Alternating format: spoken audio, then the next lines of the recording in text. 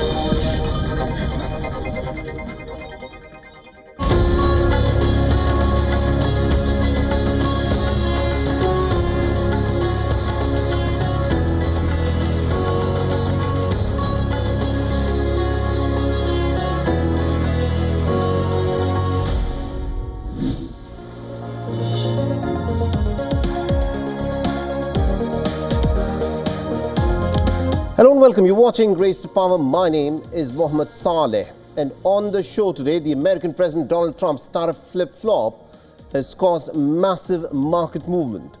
The Democrat leaders, as well as his critics and social media users, are now accusing Donald Trump of market manipulation. And in Turkey, nearly about 2,000 people, including many students and journalists, have been detained in what so far have been pretty peaceful protests. But let's start with this big story from the United States of America, where the American President Donald Trump's announcement pausing tariffs on most nations has sparked a bit of a euphoria on global markets. But it has also attracted accusations of market manipulation. The Democrat leaders, as well as his critics and social media users, are raising questions about a Trump post urging his followers to buy. Now, this post came just hours before he announced a 90-day pause in tariffs for most nations. At 9:37 a.m. local time on Wednesday, the American president posted on his Truth Social account, "This is a great time to buy DJT."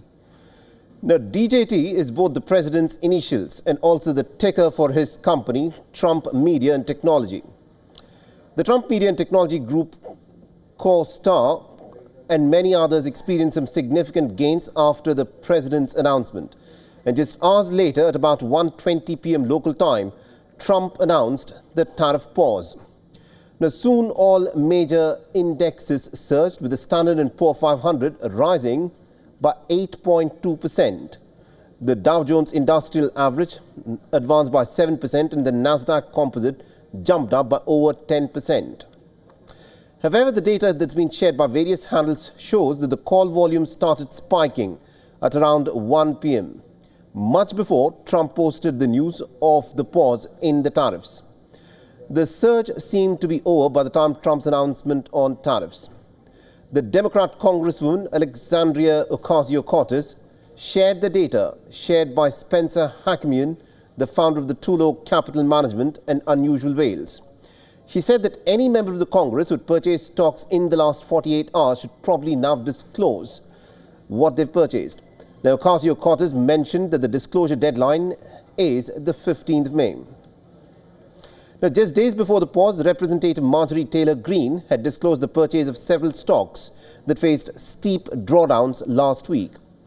The Democrat Senator Elizabeth Warren has also called for a formal investigation into whether Donald Trump had manipulated the stock market to benefit his Wall Street donors.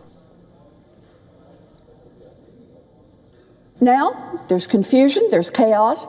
No one knows what the tariffs will be tomorrow or the next day or next week or next month. But here's what we do know. Are prices still going up? Yes. Are businesses still wary about investing? Yes. Are millions of working people still worried about their jobs, and millions of small businesses still worried about closing shop? Yes. Now, according to the Bloomberg Billionaires Index, following Trump's announcement on the tariff pause, the world's top 10 richest billionaires saw their combined net worth increase by a whopping $135 billion in just on Wednesday. Now, Elon Musk, the world's wealthiest person, saw the largest gain, with a net worth rising by $35.9 billion to $326 billion.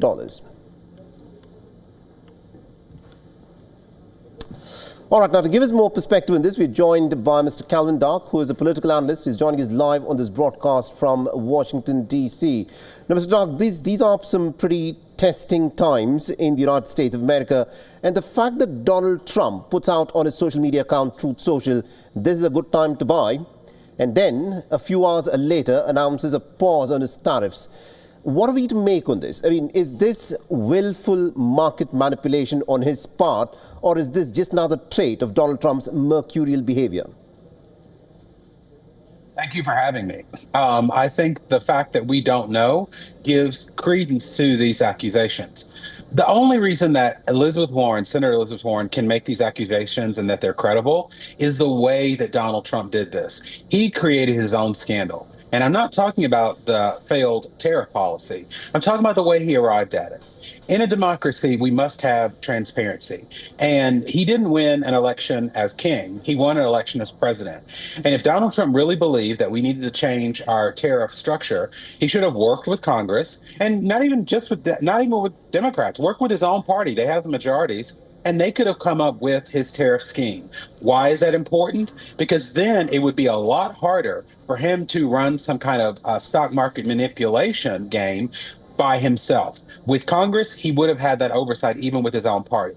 But because of the way he did it, not having an explanation of why, not having a strategy, giving inconsistent answers as to what his end goals were, it of course creates suspicions that maybe he just did this so that he and his family and his friends could get rich. And so this is the scandal of his own making. You know, Donald Trump says that his campaign slogan has been to make America great again. But the manner in which the prices on the stock markets have reacted, it does appear that he's trying to make, even if not willfully, to make the billionaires in America even more richer. $135 billion is what was gained in that just one trading session after Donald Trump put out his tweet, "This is a good time to buy." How does the American public look at this? Because this is creating a lot of uncertainty. We do not know as to how the American economy is going to fare in the days ahead.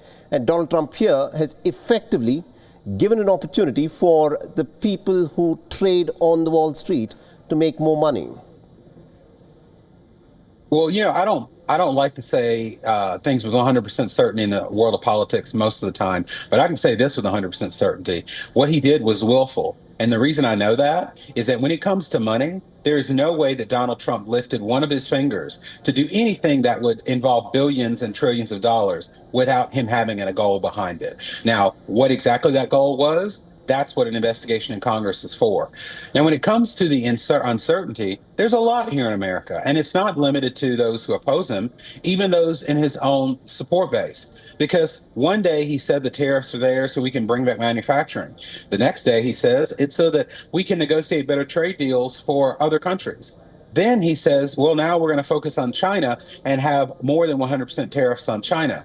Right now, if you're an American who really wants to help improve the American economy by maybe bringing more of your operation here in the United States, who would do that? Because we don't know what plan he might have tomorrow or the next day. So I think that's what a lot of Americans are dealing with today. Indeed. We'll have to leave there. Thank you very much indeed, Mr. Calvin Dark, for joining us with that perspective then. Thank you. So Donald Trump's 90-day tariff war might have provided some room for negotiations for some nations, but the American president has refused to give any concession to China. So let's take a look as to how people on the streets of Shanghai and New York are reacting to the situation. From China, it's going to be more expensive. So I don't know. I cannot exactly name what kind of product, one by one, but everyone who came from China is going to be more expensive. Without no doubt. I think he's just making enemies, and I trust him not. And I think he's making a mess of everything, and I think it's all going to come around and flip back. It doesn't mean that if there are tariffs, we will be scared. Tariffs are a double-edged sword. For the U.S., it is also a cost. For us, it increases the difficulties of exporting. I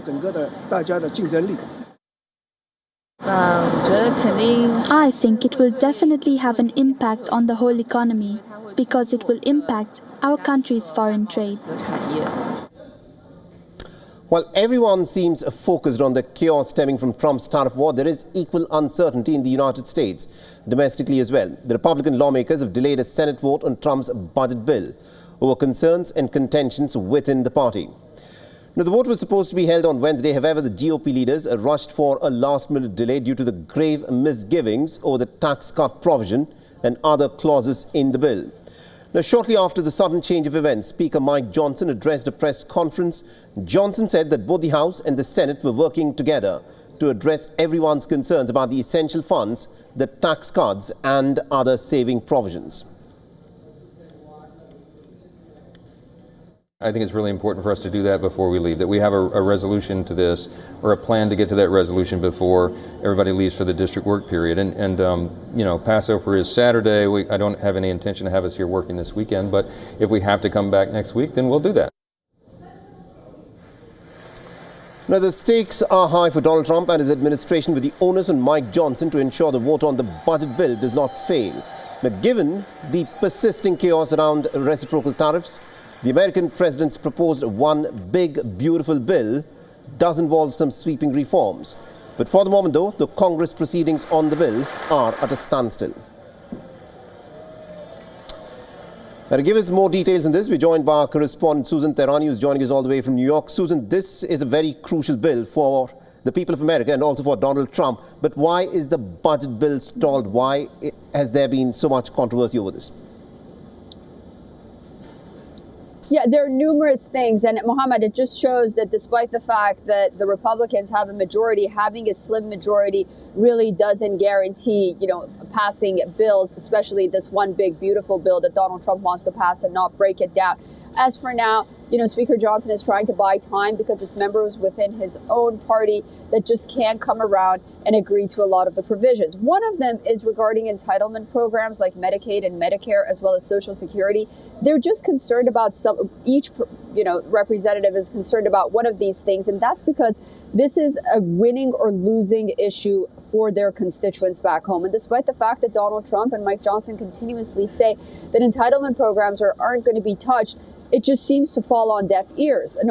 So there is that perception that ultimately there is going to be cut to these programs, which is very essential. And that's why no one has ever tried to touch it, because it loses votes in a minute, in a second. And then you have the deficit. There is a concern about, how should you rise the deficit? Is it going to be, 4 billion? Is it going to be 5 billion? But I think what's interesting is Mike Johnson continuously, says that he wants to work with his partners in the Senate. They first have to have a bill and agree on that bill in Congress before they can go and have that conference with the Senate. So, yeah, it's very confusing. There are little issues, and because we have, midterms coming up, everyone is walking on eggshells, making sure that when this bill passes, their constituents are going to be happy. Interesting. We'll have to see as to how this plays out. Thank you very much, Susan Tehrani, for joining us from New York and getting us all those details there. All right, let's now shift our attention to what is happening in Turkey. With public anger spilling onto the streets, Turkey's President Recep Tayyip Erdogan is facing the biggest challenge to his over 2 decades-long political dominance. The opposition Republican People's Party is intensifying its protests over the arrest of the former Istanbul mayor, Ekrem İmamoğlu. Organizing the daily mass protests in Istanbul, the CHP chairman, Özgür Özel, has now called for a series of rallies across Istanbul and Turkey after the Turkish authorities arrested the mayor of Sicily district in the latest action.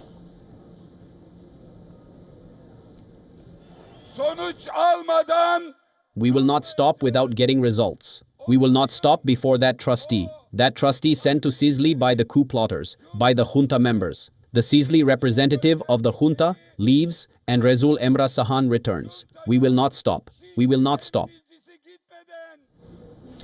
Hundreds of youngsters have joined the opposition protests in Istanbul, defying the crackdown by the Turkish authorities. And nearly about 2,000 people, including many students and journalists, have been detained in what so far have been peaceful protests. The Turkish courts have ordered for the release of at least about 107 detained students. Now, İmamoğlu's arrest is part of a larger crackdown on the opposition by the Erdogan government. And at least about 7 elected opposition mayors have been removed from office after Erdogan's ruling party faced a setback in municipal elections that were held last year. Now, Erdogan's People's Alliance fell to a second position with 22 victories, while a collective opposition has taken control of 45 municipalities. Now, trying to capitalize on the anti-Erdogan sentiment, the CHP chairman, Özel, has challenged Erdogan to call for early polls and to face Ekrem İmamoğlu on the ballot.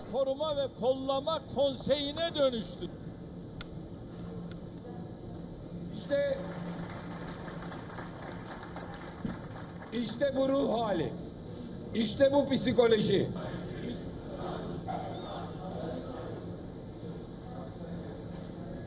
As elections are approaching, the political landscape is heating up in Canada, with the war of words between Prime Minister Mark Carney and his Conservative rival Pierre Poilievre taking a rather personal turn. Now, during a news conference, Poilievre gave a piece of advice to the voters. He said that they should not think that Carney is any different from Trudeau, because he has a banker's haircut and wears a pair of blue socks. He also went on to take pot shots at Carney's private sector experience, which the Liberal leader has touted during the campaign. Now, Poilievre said that Carney is not a businessman but a political grifter in response to a question about his political rival's past business dealings. Now, Mark Carney, of course, hit back. During a press conference later in the day, he aimed at Poilievre's career as a member of the parliament and contrasted that to his experience working as the head of the Bank of Canada with Stephen Harper's government during the 2008 financial crisis. His statement came in response to a question about Harper endorsing Poilievre during a rally in Edmonton. Now, Carney mocked Poilievre for not being given any responsibility under Harper during the crisis and even in subsequent years. Now, Canada goes to polls on the 28th of April. The election comes as the country is facing a trade war with the United States and calls from President Donald Trump for it to become the 51st American state. Issues that are expected to be top of the mind for the voters. The long-time allies, the United States and Canada, are breaking up, so said Carney in a national television address to the Canadian citizens from Parliament Hill last week. However, as Donald Trump announced a pause on tariffs, Carney has called it a welcome reprieve and has said that Ottawa will begin negotiations with Washington on a new economic deal after the elections. Now, while Carney is campaigning on crime, Poilievre is campaigning on housing in Greater Toronto.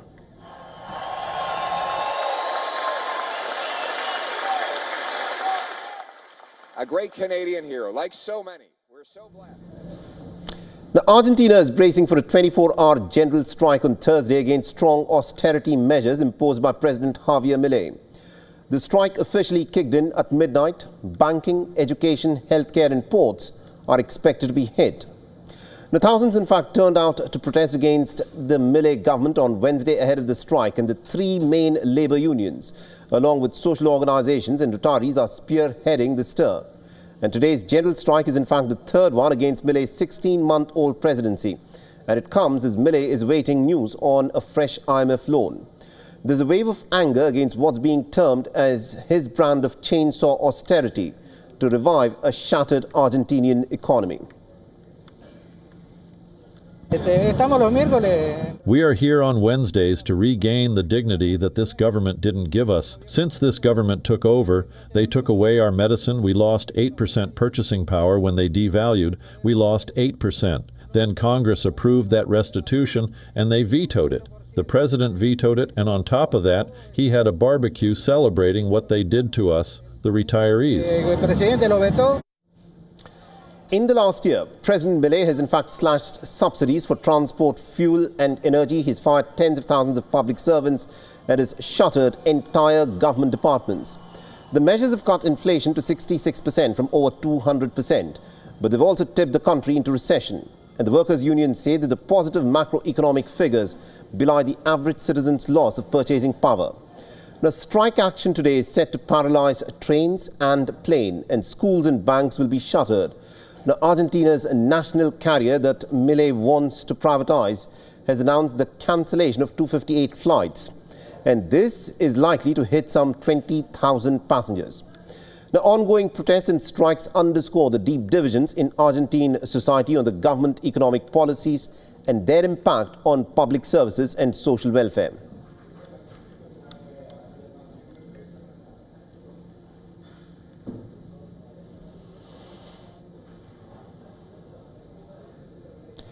President Daniel Noboa and the opposition leader Luisa Gonzalez made their final pitch to the voters ahead of Ecuador's presidential election. Now, addressing the supporters, Noboa promised to end the failed revolution and the narco-terrorism, while Gonzalez has vowed to build a nation of dignity and respect.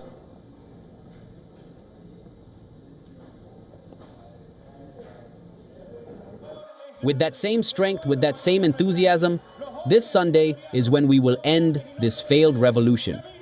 This Sunday is when we will put an end to narco-terrorism. Here there is capability, here there is courage, here there is fighting spirit. That's how we will build this Ecuador, where dignity is what makes the news and not death. Now, Ecuador is holding its second runoff election after the first vote in February witnessed a close race. Noboa and Gonzalez were separated by just about 19,800 votes. The difference in terms of vote percentage was just about 0.17%, and Noboa has secured 44.17% of the vote, while Gonzalez was right behind with 44%. The recent polling data is released on the 31st of March shows Luis Gonzalez, who enjoys the backing of former President Rafael Correa, commands 51% support amongst the likely voters, while businessman turned politician Noboa is trailing closely with about 48% of the votes in what has become one of Ecuador's most tightly contested presidential races in recent history.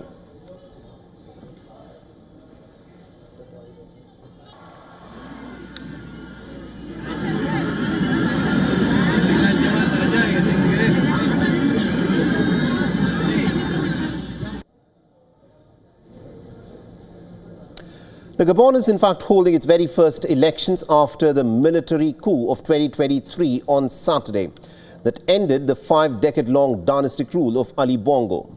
The coup leaders proclaimed Oligui Nguema, the Republican Guard chief and a cousin of Bongo, as president of a transitional committee to lead the nation.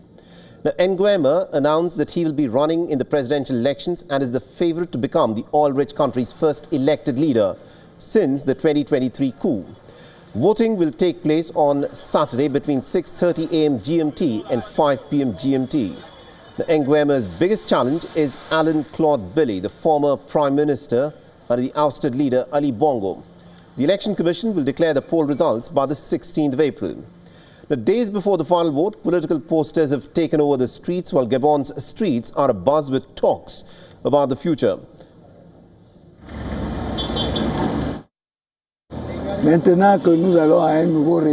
Now that we're going to have a new regime, we're waiting for the new president. He has to keep all of his promises, because it's good to make promises, but he has to keep them. He knows that the Gabonese people need roads and health care. Now, Nguema is in fact backed by many political parties, including the country's biggest Gabonese Democrat Party, but whoever turns out to be the ultimate winner, an uphill task to tackle poverty awaits.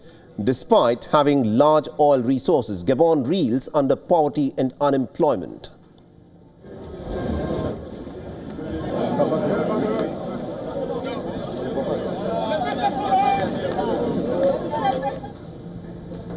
And our correspondent Louisa Olani has sent us this report from Lagos in Nigeria. Listen in. As Gabon prepares for its presidential election this Saturday, 12th April, the nation stands at a pivotal crossroad, as this election is the first since the 2023 military coup that ended the Bongo family's 56-year rule. The transitional President General Brice Oligui Nguema, who led the coup, appears to be the most popular of the 7 candidates, as from indication, Gabonese seem bent on letting go of anything that has to do with the former dynasty. Now, international observers are monitoring the proceedings closely, as the outcome will significantly impact Gabon's democratic trajectory and its economic relations, especially considering previous suspensions from international trade privileges following the coup. Analysts say this election is more than just a national event. It is a potential turning point for the continent, in that if Gabon successfully transitions from military leadership to a civilian government through a peaceful democratic vote, it sends a strong message to other African nations grappling with military takeovers, which hope that a return to constitutional order is possible. From Lagos, Nigeria, Louisa Olani, WION World is One. And that's a wrap on this edition of Race to Power. Thanks for watching.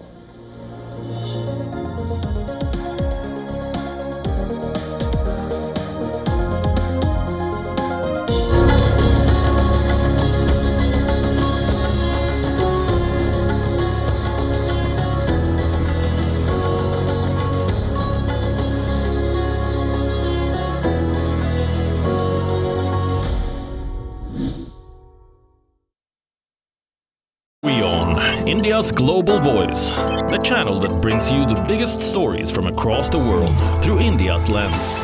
Now available in more than 190 countries worldwide, because we believe that the world is one. Watch us in Africa, Europe, USA and Canada, South America, Asia Pacific, Middle East and North African regions. Also available on these digital platforms across the world. WION. World is one. The stress of our world can take a toll on our physical and emotional health. Here, in New York's Catskill Mountains, lies a luxurious place of healing called WION Wellness Center. The WION Wellness Center provides 500,000 square feet of natural methods to manage diabetes, hypertension, chronic pain, obesity, depression, anxiety, and other conditions. We use the traditions of centuries-old natural science from India, yoga, Ayurveda, acupuncture, and naturopathy in personalized programs that help you take charge of your own health. A minimum 5-day stay is recommended for best results. Book now at yo1.com. The African Growth and Opportunity Act AGOA thrown into disarray following President Trump's tariffs on African countries, including Lesotho. The tariffs could be a death knell for US-Africa trade parked. South Africa, Zimbabwe and the AU react. A wedding becomes emblematic of Eastern Congo's ongoing turmoil as M23 control over the region leaves couples in legal limbo. And teams from all over the world take to the pitch at the annual Granny's World Cup in South Africa's far north, with 30-minute games played at a slow but purposeful pace. Watch World of Africa at these times on WION. World is one.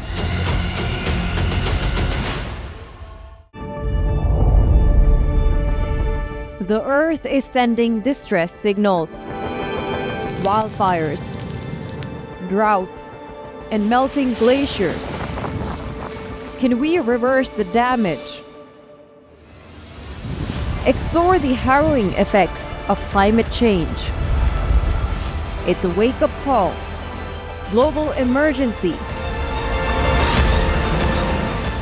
Climate Tracker on WION World is One.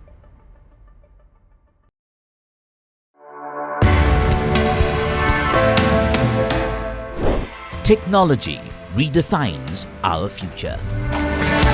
Empower yourself with cutting-edge innovation. Discover, secure, dominate. Turn your assets into powerful tools.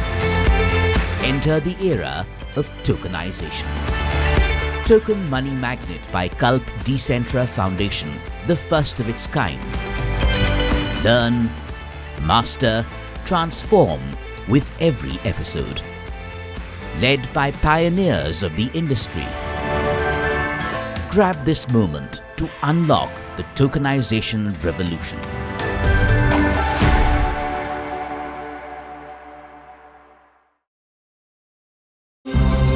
To bring the benefits of the Subhash Chandra Show to your educational institution, teachers and students, send an invitation to Juhi Jha at juhi@such.org.in.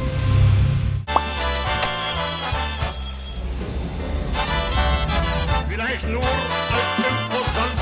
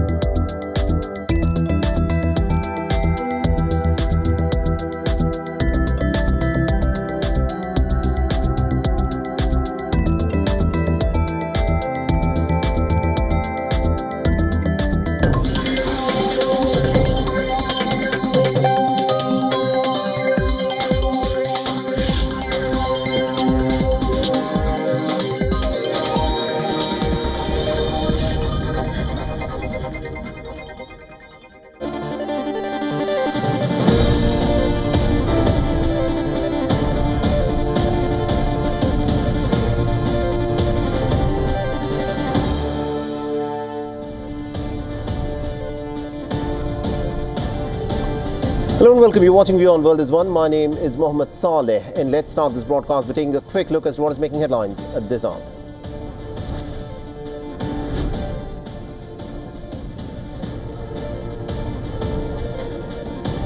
The 2611 terror-accused Tahavur Rana has been successfully extradited back to India. The very first image with the NIA officials has been released.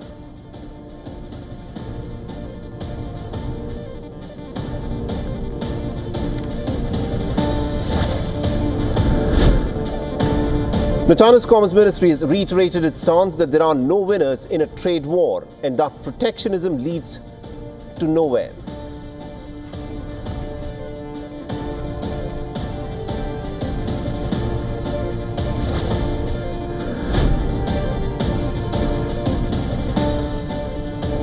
Now, trading on Wall Street has got off to a gloomier start than many had perhaps anticipated based on the action across other markets such as Europe.